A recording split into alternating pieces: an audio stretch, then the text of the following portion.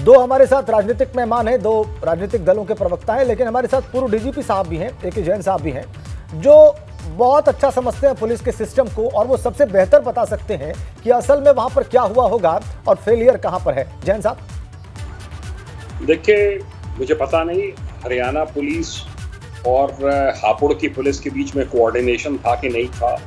अगर कोऑर्डिनेशन था और ये एक शातिर किस्म का बदमाश है जो कि धौलाना में किसी हत्या में भी पहले इन्वॉल्व रहा था, तो स्वाभाविक है कि इसको हापुड़ पुलिस के द्वारा भी सुरक्षा प्रदान की जानी चाहिए थी। अगर हापुड़ पुलिस के द्वारा सुरक्षा नहीं प्रदान की गई इस बदमाश को और हरियाणा की पुलिस पार्टी को, तो ये उनके पार्ट पे, उनके हापुड़ पुलिस के पार्ट पे एक चूक है।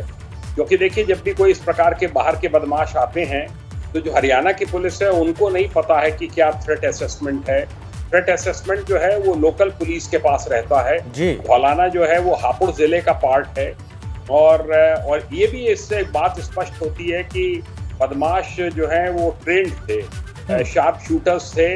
क्योंकि देखिए, इसमें कोई बाहरी लोग कोई इंजर्ड नहीं हुए हैं, कोई इस प्रकार से गोलियां नहीं चलाई गई हैं ताबड़तोड़ की, उन्होंने कोई घबराहट में फायरिंग की गई हो।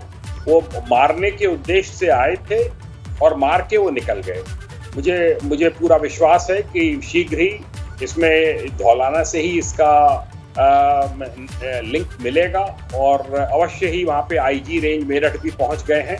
अवश्य ही इसमें सख्त कार्रवाई हापुड़ पुलिस के द्वारा की जाएगी। आप कह रहे हैं कि हापुड़ से ही इसका लिंक मिलेगा, ऐसा विश्वास आपको है और इसमें हापुड़ पुलिस का लैप्स है। बिल्कुल, ये बात समझ में भी आ रही है सर। मोटे तौर पर जो लोग, हम जैसे लोग जो कि साधारण तौर पर इस विषय को समझते हैं या दूर से देखते हैं, उनको भी बात समझ में आ रही है कि वो पैदल ही आए थे और पैदल ही वहां से फरार हो गए। पिस्तौल से उन्होंने गोलियां बरसाई, 2 गोलियां मिस हुई, वो स्पॉट हमारे संवाददाता ने दिखाया, बाकी की गोलियां आरोपी को लगी और वो ढेर हो गया। बहरहाल लैप्स है, ये आप भी मानते हैं। आनंद दुबे साहब हैं और हमारे साथ हैं राजीव राय साहब, समाजवादी पार्टी के प्रवक्ता हैं। एक दल सत्ता में है, दूसरा प्रमुख विरोधी दल है। तो विरोधी दल की पहले टिप्पणी लेते हैं, राय साहब के पास चलते हैं। राजीव राय साहब, हापुड़ पुलिस का यहाँ पे उसकी चूक मानते हैं बहुत स्पष्ट, और 2015 में भी हापुड़ में ऐसा हो चुका है। आप कैसे देखते हैं सारे प्रकरण को? पहले भी उत्तर प्रदेश में कोर्ट में 2019 में हो चुका है, बिजनौर हो चुका है, शाहजहांपुर में 2021 में हो चुका है।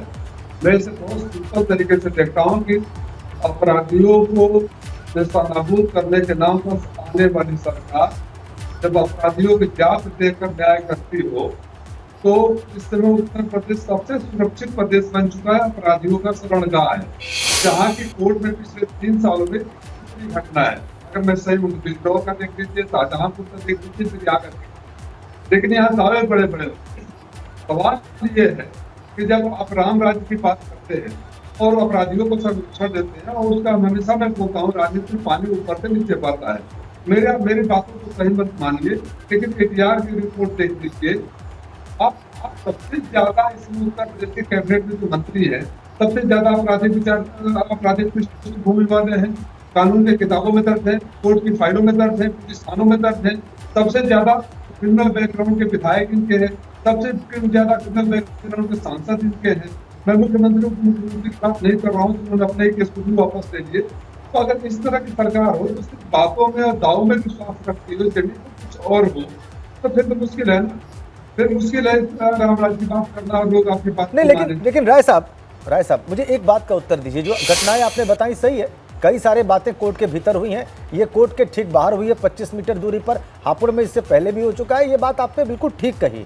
लेकिन सर, क्या इसके लिए पॉलिटिकल लीडरशिप को जिम्मेदार ठहराया जा सकता है? जो बिल्कुल लोकल पुलिस का लैप्स है, उसके लिए शीर्ष पर बैठे या सरकार चला रहे राजनेताओं को दोषी या जिम्मेदार माना जा सकता है? ये ठीक होगा?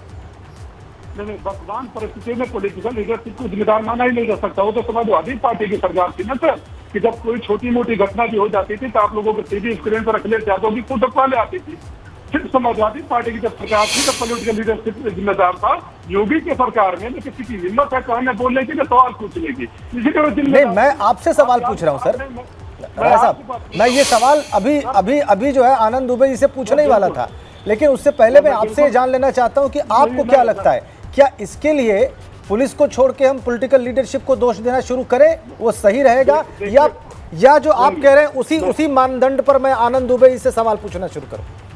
ईमानदारी से मैं बोल रहा हूँ जी, पुलिस सरकार के अधीन होती है, और जैसा प्रशासनिक अमला शासन की जो मंशा होती है, शासन की जो सोच होती है, उसी के हिसाब से करता है। हम इसलिए ये नहीं कह सकते कि पुलिस दोषी नहीं है, लेकिन जब हर कोई बड़ी घटना होती है कि जो भी सरकार में सिर्फ अधिकारियों की पुलिस के ऊपर ठिकरा छोड़ देना और सरकार के ऊपर सवाल नहीं उठाना, ये डबल स्टैंडर्ड दोहरे मापदंड नहीं चल सकता। नहीं, कोई स्टैंडर्ड यहाँ पे ब्रीच नहीं होगा। आप जो कह रहे हैं वो सवाल बिल्कुल दुबे साहब से पूछा जाएगा, और अभी पूछा जाएगा, बिल्कुल पूछा जाएगा।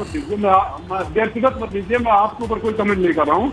इन जनरल मेरा कमेंट है, इन जनरल कमेंट है आज की मीडिया के ऊपर। मैं ये पूछना चाहता हूँ कि जब आप छोड़ दीजिए ना, गवर्नमेंट के रिकॉर्ड देख लीजिए, अपराध में कहीं योगी जी का फोटो क्यों नहीं आता और अपराध कहाँ कम हुए हैं? लगातार बलात्कार होती है, लगातार हत्याएं होती है, कोर्ट रूम के अंदर होती है, सड़कों पर होती है, हॉस्पिटल में होती है, अदालतों में होती है। तो अब सरकार, जब समाजवादी पार्टी की सरकार होती है, अखिलेश यादव का फोटो ठीक है। के साथ